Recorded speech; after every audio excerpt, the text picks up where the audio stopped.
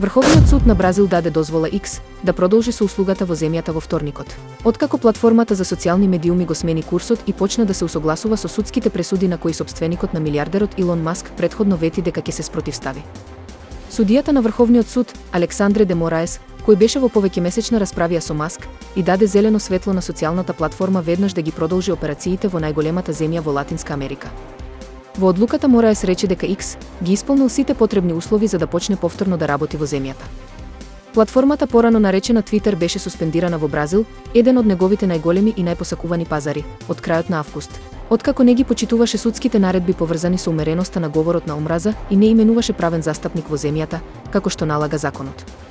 Маск ги осуди наредбите како цензура и го нарече Мораес диктатор, но почна да ја менува својата позиција во последниве недели така што платформата ги блокираше налозите за кои тоа го бараше судот, ангажираше локален представник и ги плати казнените давачки.